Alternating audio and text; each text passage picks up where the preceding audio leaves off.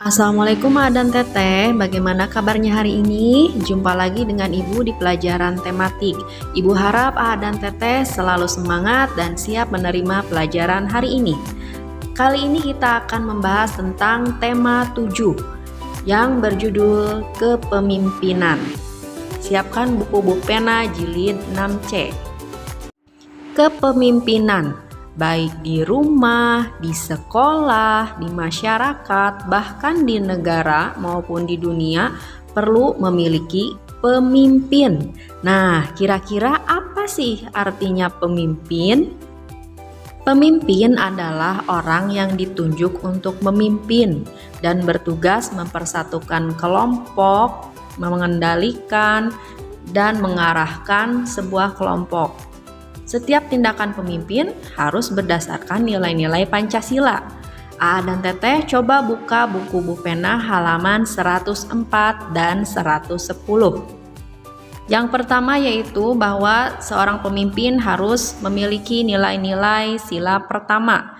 Maknanya bahwa seorang pemimpin itu percaya dan takwa terhadap Tuhan Yang Maha Esa.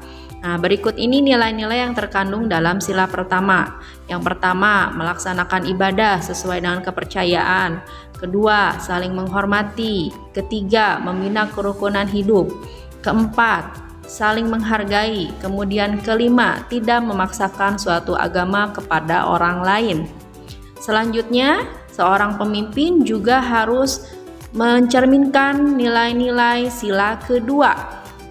Dan Teteh bisa buka buku pena halaman 110. Nilai-nilai yang terkandung pada sila kedua yaitu yang pertama, mengakui persamaan derajat, hak, dan kewajiban setiap manusia tanpa membedakan ras, suku, dan agama. Kedua, saling mencintai terhadap sesama manusia. Ketiga, mengembangkan sikap tenggang rasa. Keempat, menjunjung tinggi nilai kemanusiaan. Kelima, gemar melakukan kegiatan kemanusiaan. Dan keenam, berani membela kebenaran dan keadilan. Nah, itu semua adalah sikap-sikap yang harus dimiliki oleh seorang pemimpin.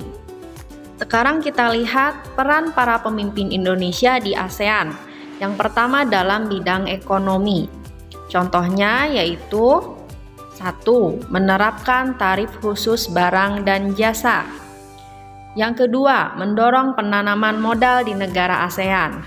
Ketiga, mengembangkan wilayah yang berpotensi di bidang perkebunan, perikanan, dan pariwisata. Keempat, mendukung kegiatan penelitian di bidang pertanian, contohnya di Filipina.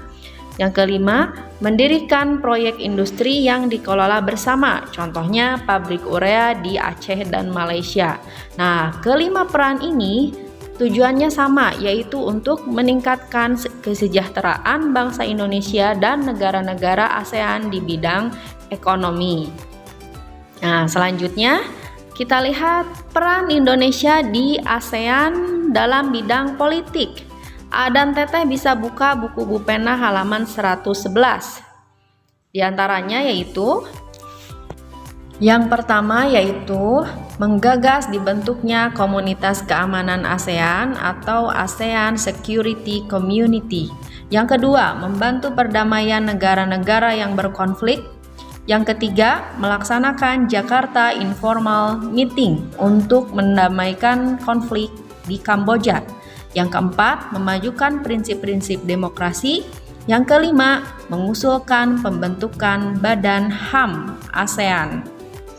Dengan peran yang begitu banyak dan begitu besar dari seorang pemimpin, supaya berhasil, pemimpin harus juga pandai berkomunikasi. Nah, salah satunya yaitu seorang pemimpin harus bisa berpidato. Kira-kira apa itu pidato? Nah, hari ini kita bahas tentang pidato. Dan Teteh buka halaman 95. Pidato itu berisi informasi tentang hal yang akan disampaikan kepada orang banyak. Di dalam pidato ada 2 peran. Yang pertama, orator. Orator adalah orang yang berpidato. Sedangkan yang kedua, audiensi. Audiensi adalah orang yang mendengarkan pidato.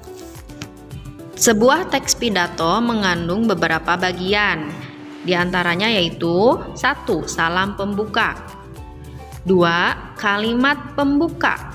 Biasanya berisi sapaan kepada audiensi, misalnya yang terhormat Ibu Bapak Guru dan teman-teman yang saya banggakan. Yang ketiga, isi. Yang keempat, kalimat penutup. Biasanya isinya berupa kesimpulan, harapan, dan permohonan maaf. Nah, bagian teks pidato yang terakhir yaitu salam penutup. Sekian pembelajaran kita hari ini. Kita jumpa lagi di pertemuan selanjutnya. Terima kasih. Assalamualaikum warahmatullahi wabarakatuh.